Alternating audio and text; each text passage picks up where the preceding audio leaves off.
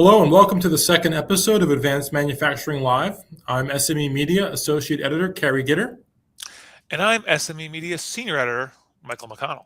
And this week we're focusing on the manufacturing workforce and how companies are ensuring they have the employees they need to keep growing. And this is actually a very timely topic. Well, it's always timely in manufacturing, but just this week, as Mike and I were discussing today, Cary, the AI data company, released a study, a survey they did of manufacturing leaders in the U.S., and 79%, so almost three quarters, or almost four-fifths of manufacturing business decision makers cite skilled labor shortage as their biggest barrier to growth in 2026. So, this is an issue we hear about all the time. But amid all the other challenges manufacturers are facing, economic volatility, tariffs, trade policy, they are still struggling with this labor issue. Mike, I'm sure you've been hearing about this quite a bit yourself, right? Yeah, I mean, you can debate whether or not it's the number one issue, but we, I mean, at SME, we've been writing about this forever. It's people can't find the talent, or they can't get the talent, can't get the training that they need to succeed. It's just an ongoing issue. I'm really curious to see who's been able to fix that, and that kind of leads me into you start talking about one of the stories we've been working on. Cary, there was an article in our February issue that was written by one of our contributing editors, Karen Haywood Queen, that kind of tackled this topic, didn't it? Yeah, so Karen really, she kind of surveyed today's manufacturing landscape to look at workforce development initiatives that companies are using to build and prepare the next generation workforce. And the article was called "Smart Strategies to Bridge the Skills Gap." That's right. Yeah. So, can you explain a little bit about what the problem was that Karen was writing about, and what she found in her reporting? Yeah, so older workers, boomers and beyond, are retiring, and they're taking that valuable knowledge that they have with them, and with the complexities of Industry 4.0, there's a real gap that's emerging for the next generation in terms of skills and know-how. So companies are seeing this. They're seeing their workforce turn over in this way, and they're having to get creative with ways to bring the next generation up to speed. So they're using apprenticeship programs, partnerships with technical skills, short kind of quick hit courses, whatever they can to sort of to address this skills gap. I imagine that it's probably doubly tricky, because I'm sure there was a time when technology really started to come into the manufacturing industry that a lot of the boomer workers had to be educated, had to be brought up to speed. And now they're facing the same thing again with these younger workers, it sounds like. Yeah, that's definitely a big factor. Smart manufacturing is the name of the game today, and skills training for these younger employees, it's not just about mechanical processes anymore.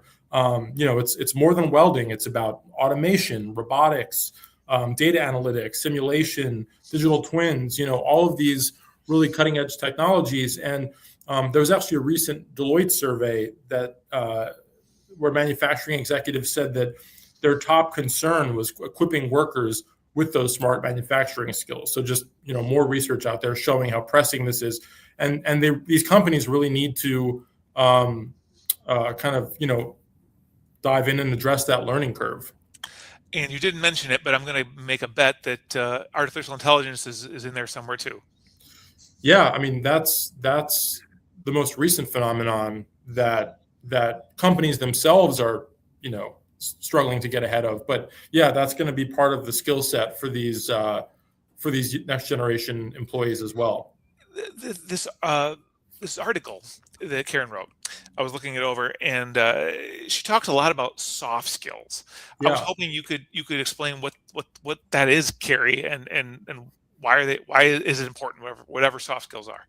Yeah, so when we think about manufacturing, we think about those technical skills, so-called hard skills. And what we hear from leaders, and I've heard this, at trade shows I've been to. I remember hearing this from a defense contractor at our Rapid plus TCT conference last year. For them, these soft skills, which are things like communication, collaboration, resilience, accountability, they're just as important to these companies in their workforce as those technical skills, and just as important to building a successful team. So that's something else that they're trying to impart and look for in employees. I mean, it sounds like soft skills at a high level are just, being a nice person, being easy to work with. Isn't that a lot of it? I think that's part of it, but I think it goes Okay. deeper. I think for Gen Z especially, it's the interpersonal factor.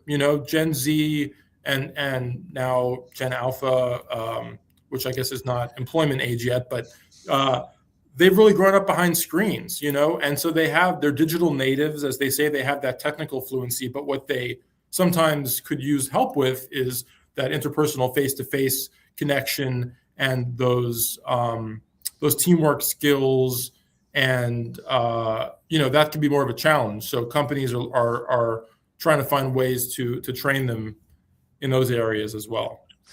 I do have to note that we are doing this program staring at a couple screens, so I don't know what This that is means. true, and But and we're in the same building. Yeah, yeah, we're in separate rooms. Yeah, yeah. yeah. So I don't know. Okay, so it's a generational thing. Um, what does Gen Z and Gen Alpha, which I didn't even know was a thing until a couple of years ago. I didn't know what came after Z, because I'm like, nothing comes after Z.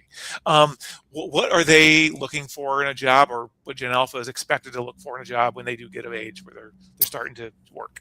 Yeah, so Karen, in her article, she kind of talks about the research showing that Gen Z is less interested in sort of that steady, predictable, long-term job that maybe it was the model for like the baby boomer generation, and they're more invested in flexibility, innovation, career growth, work that aligns with their personal values, and plus lifestyle benefits. Childcare, transportation, housing are important to them. So just as much as these companies want certain skills from their younger workers, these workers also are looking to their companies to provide these benefits and these kind of this value system to them as well. So it's a two-way street, I think. I got to imagine that's got to be kind of tricky for a lot of companies to deal with, depending on the management and the age of the management, because at a basic level, they're like, here's the benefit. You work for me, I pay you money. I mean, that's what it comes down to. So asking for more than that can be tricky for some companies to accept that workers aren't. That's not enough to get people anymore. Yeah, that's a good point, and I think it's a reality that these companies need to grapple with. As generations evolve, their values and priorities evolve, and if manufacturers want to fill this gap, they're going to have to perhaps meet these younger workers halfway in some of these regards. Yeah. And maybe more than halfway if they really can't find anybody, if the worker shortage that we've been hearing about forever and is coming down the pike, hits strong, they're really going to have to do better than just halfway to get people to say, okay, I want to work for you, I think. Yeah, absolutely. And yeah, there was another aspect of the article that I thought was worth mentioning, that you and I had spoken about earlier, which was micro credentials. What's that mean? Yeah, so I hadn't heard the term either, but it refers to these kind of short stackable courses that are becoming more and more widespread that workers can enroll in. So these will address a specific skills gap, like if someone needs to get up to speed on digital twins, their employer or they on their own can jump right into a class and kind of get that specialized knowledge or credential, rather than having to enroll in a multi-year college program, or this is like targeted, specific knowledge gaps that can be filled with these kinds of micro credentials, and they're gaining in popularity as all this new technology is out there that people have to become acquainted with. Do you find out, or how short are these short stackable courses? Are we talking like a 5-day course, a 5-hour course? Does it vary? Yeah, I think it can vary. I think it can vary from days to weeks to, maybe for a more in-depth thing, a matter of, a month or two. But yeah, these are concise, and they're things that people can do while they're working, and can coincide with their professional activity. It sounds like it's all about education, which is what everything comes down to, really. Yeah, absolutely. I'd say from what I've gleaned from the stories that are out there and in our publication, investing in that robust outreach, training, and education is really what's going to keep manufacturers competitive for talent. And it's we're seeing a lot of them kind of double down on that. And speaking of education, Cary, you visited a manufacturer who operates a paid apprenticeship program. I mean, that sounds pretty cool, getting paid and to learn. Tell us a little bit about that. Yeah, that's right. So back in August, actually, I attended an open house. You can see it right there, Grove Systems in Bluffton, Ohio, and they have a really extensive apprenticeship program, which is also featured in Karen's article in our magazine. And they've modeled this program after the sort of traditional apprenticeship program they have at their German headquarters. Obviously, Europe has a long history of apprenticeships in the trades, so they're drawing on that. And this is a great example. It's a 4-year program. It includes working right there on Grove's machining shop floor. And these students get a degree in electromechanical engineering from a local state college paid for by the company. And it's been very successful for them. They have a lot of long-term employees who've gone through this apprenticeship. And yeah, it's just a testament to what that kind of investment in training can do for you. You can really build a workforce, an educated workforce, right there on your shop floor. I mean, it sounds like the traditional European apprenticeship program that was, hundreds of years ago was being done in Germany and all throughout Europe, and I guess it's still done today in a lot of those countries. Yeah, I think they've really tried to replicate that. And speaking of success stories, Mike, you just Yeah. wrote a fascinating feature story on how manufacturers are hiring military veterans. So tell me a bit about what need is that meeting, and what applicable skills do veterans bring to the table in this industry? Yeah, this was a very interesting story. I did not know as much about the. I've never served myself, so I didn't know what a lot of veterans faced with. But what happens is after someone gets out of the military service, whether they've been in for a 4-year stint or they did 24 years and they had a whole career, they're still getting out pretty young. I mean, they're not retiring in their 40s, most of these people, but they are really worried about finding a job that will use their skills and that they learned in the military, and that'll pay them a pretty good wage. It's tough because a lot of military veterans don't know how their skills translate to civilian life. They don't. The terminology is very different when you're in the military than it is, working at a private employer, and it's hard to explain what you did if without falling backward into falling back on the jargon and the terms that you used as an Army vet or as a Air Force person. So it's quite a challenge. Yeah, and is there a company you spoke to in particular that's really investing in this idea, and how are they doing it? Well, yeah, there's a surprising number out there, and what those companies said to me was, there's really a lot of things that veterans offer because they're good at taking orders, following instructions. I mean, that's critical in manufacturing. You got to know how to do stuff, right? Most veterans have plenty of experience doing that every day, so that's it's not a challenge for them. I had one of the veterans I interviewed said to me, you know what? As long as I know what the goals are, what's my mission, I'm gonna figure out how to meet that. That's what I Hmm. did. I did that through the last 2 decades when I was in the Army or whatever service branch they were in, and replicating that in a machine shop or in a manufacturing facility is second nature to them. Really, really, it is. As far as companies that are doing that, there's a lot of them. Gosh, there's Jurgens. They're in Ohio. They're a manufacturer of aerospace products. I think they're near Cleveland. They I called the president of that company up. He said, "Hey, you know what? We are all military veterans here. Like our whole executive team, we've all served." And so he said I, but he's like, we know what veterans bring. We know what they can do. We know how to talk that language, and we're happy to talk about how you could transition your skills from what you did before to to what you could do for us here. And there's other companies like that that are they have that same philosophy. In New Hampshire, Hypertherm, they're very veteran friendly. They're state certified as a veteran friendly employer. Hmm. They even apparently volunteer their time at a local VA hospital that's not far from them. So they really, they really give back. And and there's even some of the other companies, General Dynamics. They're a massive military company, and so I think that's where the picture that we had on the screen there was from. Hmm. They have, if you work for them, you're going to work on stuff that you're probably familiar with when you were in the service. Right. They make so much of that stuff. So And it's and in, and in perfect fit. addition to companies, there are programs out there, right, that are specifically designed to assist veterans in finding these civilian manufacturing careers, right? Yes, yes. There's a lot of them, and they help with things like resume writing, learning how to translate what you did in the military to what that would be for civilian life. So you're not just using acronyms that the recruiter doesn't know when you're sitting down for an interview. Some of them, some of the best known ones would be uh, hiring our heroes. It's sponsored by the U.S. Chamber of Commerce. It connects vets with member businesses that need the skills that veterans possess. Another one called Vet Jobs.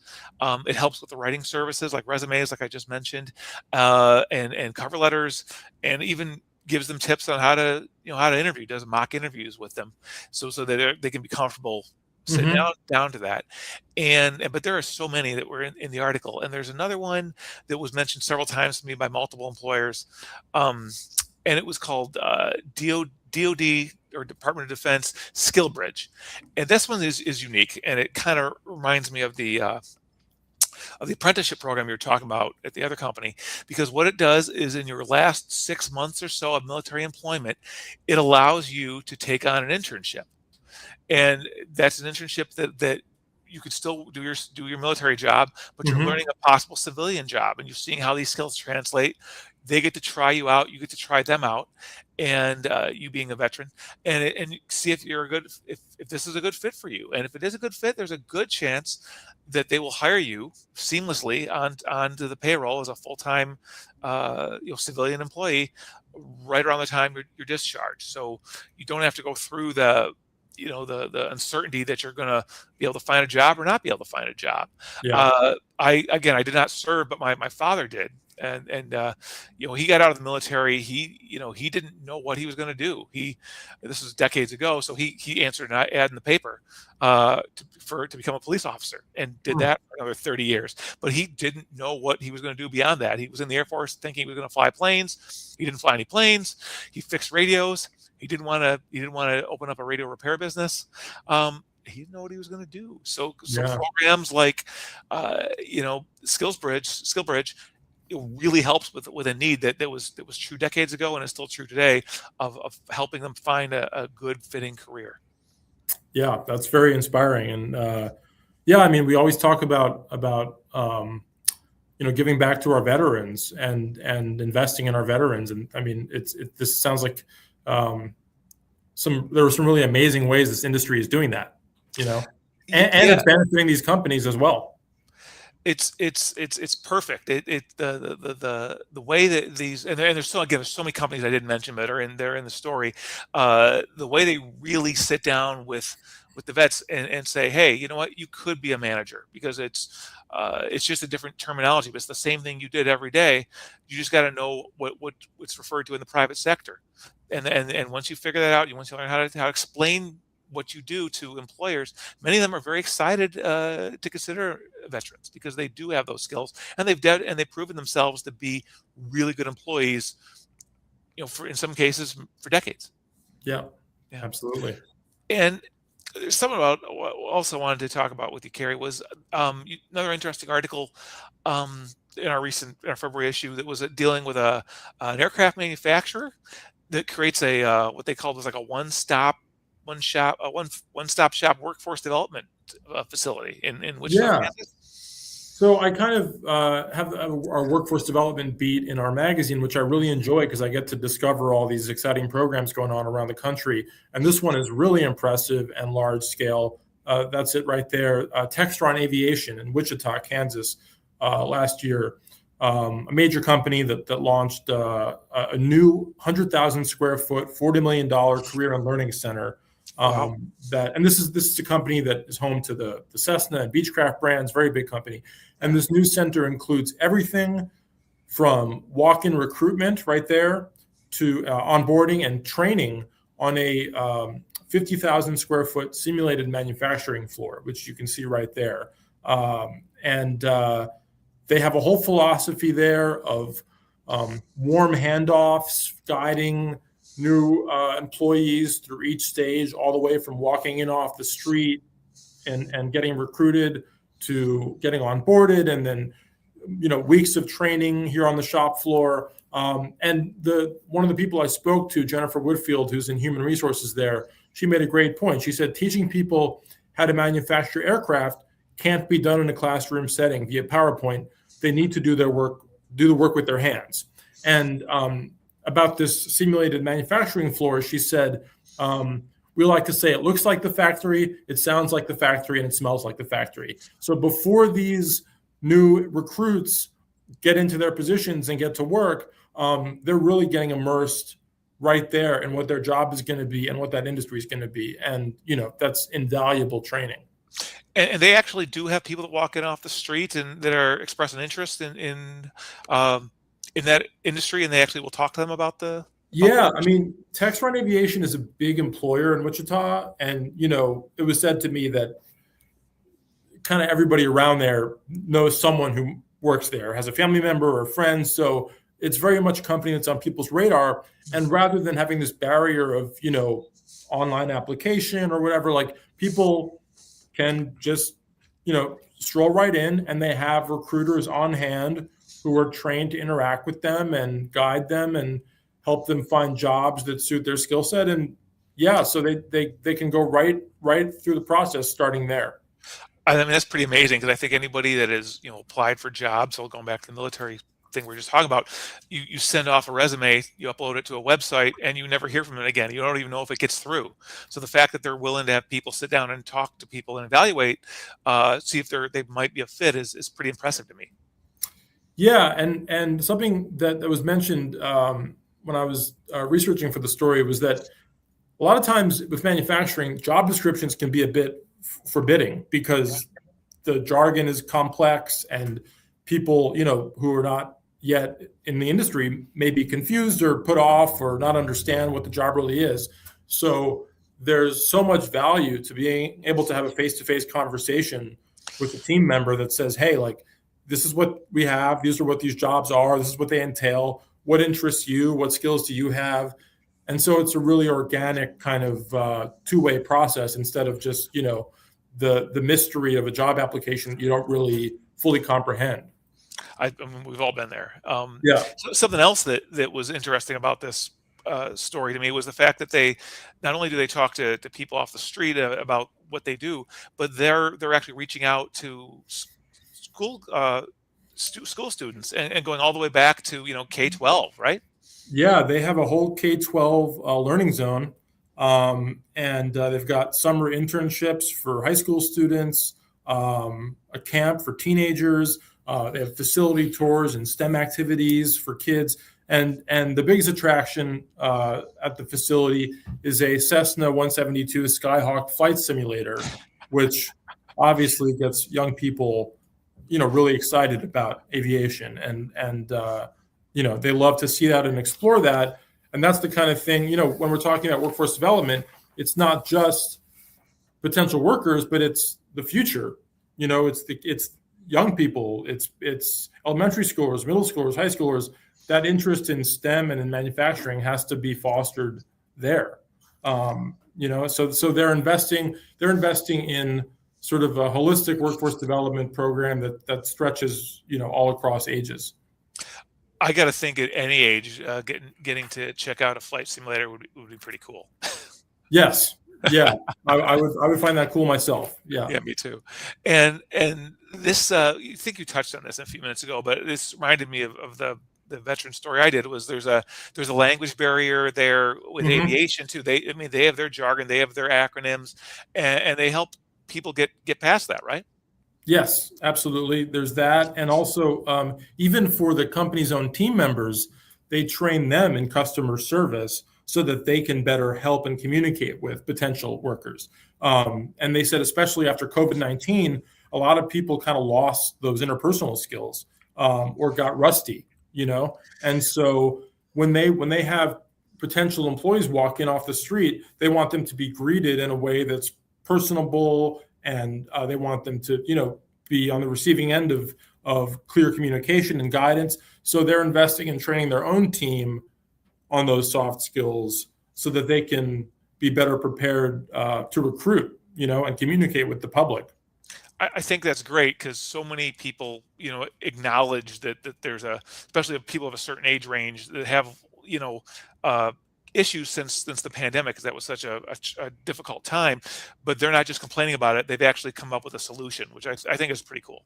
Yeah, and for this new center, Textron Aviation actually received SME's 2025 Excellence Really? in Manufacturing Training Award, which obviously is quite well deserved. I mean, this is a massive investment in workforce development, and not every company can afford to build a center like this and a 50,000 square foot simulated manufacturing floor, but as we're seeing, companies are creative and resourceful, and they can find different ways to inject workforce development initiatives into their operations, at whatever scale is possible for them. But the important thing is that they're thinking about it and doing it in some fashion. That's great. Cary, thanks so much for talking to us, talking to me about this. This is really Yeah, fascinating, and I'm very thank impressed you. with it. Yeah, Yes, yeah, it's really inspiring examples of workforce development in action out there, and I think I speak for both of us when I say it's a pleasure to cover these kinds of stories. absolutely. I enjoy it a lot, and I enjoy reading your coverage too. Yeah, likewise. Well, I think that brings us to the end of our second Advanced Manufacturing Live. I hope you enjoyed it. Thanks so much for watching. I'm SME Media Senior Editor Michael McConnell. And I'm Associate Editor Cary Gitter, and we'll see you next time on Advanced Manufacturing Live.